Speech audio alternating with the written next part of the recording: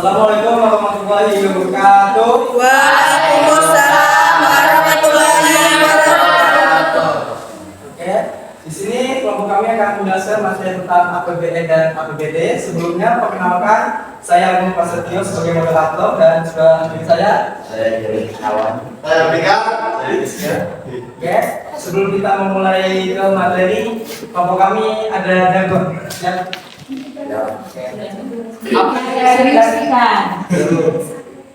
APBN APBD Beda sama beda.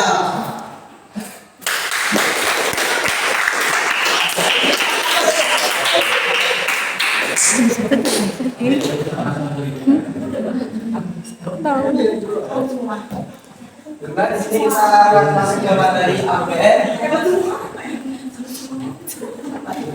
Oke, apa sih APBN? APBN adalah daftar yang secara rinci tentang sumber-sumber penerimaan dan alokasi pengeluarannya dalam kurun biasanya 1 tahun. Nah, APBN ini dikhususkan untuk negara. Nah, apa aja tujuan dan fungsi dari APBN? Nah, tujuannya itu adalah untuk menciptakan kesejahteraan dan kemakmuran rakyat. Kalau kita bisa ambil contoh itu misalnya kayak di rumah tangga, seorang ibu yang mengatur sebuah keuangan, misalnya belanja seminggu, sebulan, gitu. Kemudian fungsi dari APBN yaitu yang pertama fungsi otorisasi, yaitu proses yang memungkinkan pemerintah untuk menggunakan dana yang telah dianggarkan sesuai dengan aturan yang berlaku. Kemudian fungsi perencanaan sebagai perencanaan mengenal bagaimana membelanjakan uang negara dan besar pendapatannya. Kemudian fungsi alokasi yaitu untuk mengalokasikan faktor-faktor produksi yang tersedia untuk kebutuhan masyarakat agar terpenuhi. Kemudian fungsi pengawasan. Fungsi pengawasan itu dengan menunjukkan jelas angka-angka yang dikeluarkan, maka pemerintah dapat melakukan pengawasan. Jadi tidak ada yang namanya dana yang kelebihan atau dana yang kurang itu. Dan kelima fungsi distribusi, itu untuk membagikan pendapatan secara adil dan ke berbagai sektor. Kemudian fungsi stabilisasi yaitu sebagai pedoman dalam penerimaan dan pengeluaran uang yang diharapkan menjaga stabilisasi arus uang. Kemudian sumber penerimaan akan dijelaskan oleh Aji Jagat Isnawati. Sumber penerimaan pertama yaitu penerimaan pajak. Penerimaan pemerintah pusat yang berasal dari penerimaan perpajakan menyatakan adalah pendapatan yang diperoleh secara berpajak yang dapat dimaksimalkan sehingga jumlahnya dapat sesuai dengan kebutuhan dari pemerintah dan masyarakat suatu daerah. Kedua yaitu penerimaan bukan pajak atau PNBP. PNBP terdiri dari penerimaan sumber daya alam atau SDA, penerimaan bagian pemerintahan atas laba BUMN dan PNBP lainnya. PNBP adalah pungutan yang dibayar oleh orang pribadi atau badan dengan memperoleh manfaat langsung maupun tidak langsung atas layanan atau pemanfaatan sumber daya dan hak yang diperoleh negara berdasarkan peraturan perundang-undangan yang menjadi penerimaan pemerintah pusat. Kemudian yang ketiga yaitu penerimaan hibah, bantuan atau sumbangan dari dalam maupun luar negeri.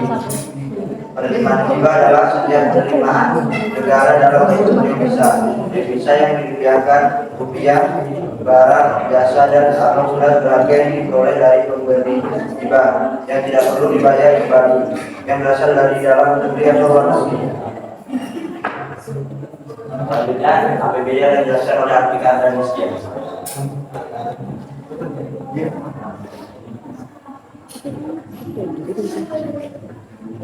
Yang kedua, APBD adalah daftar yang memuat secara rinci tentang sumber-sumber penerimaan dan alokasi pengeluarannya dalam kurun waktu 1 tahun untuk daerah.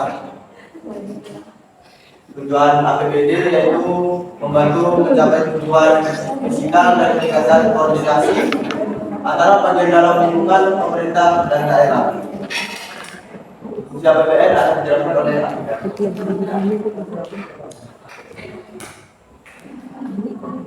Fungsi APBD dibagi menjadi 6. Yang pertama, fungsi otorisasi, kekuasaan untuk melaksanakan setiap anggaran pendapatan belanja yang telah dianggarkan. Yang kedua, fungsi perencanaan, sebagai perencanaan bagaimana menggunakan anggaran APBD. Yang ketiga, fungsi pengawasan, sebagai pedoman apakah kegiatan penyelenggaraan daerah sesuai dengan ketentuan yang sudah ditetapkan. Yang keempat, fungsi alokasi, anggaran harus diarahkan untuk menciptakan lapangan kerja, mengurangi pengangguran dan pemborosan sumber daya. Yang kelima, fungsi distribusi, mengutamakan kegiatan yang dapat dinikmati oleh masyarakat. Yang keenam, fungsi stabilisasi, menjadi alat untuk memelihara dan mengupayakan keseimbangan fundamental perekonomian daerah.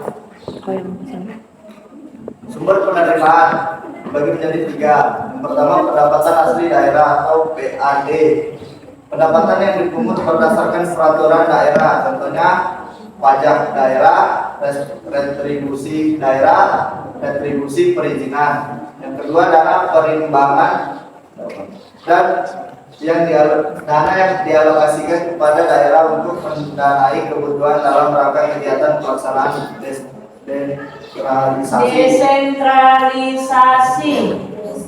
desentralisasi. Yang ketiga, lain-lain pendapatan, terdiri dari hibah, dana dan dana darurat.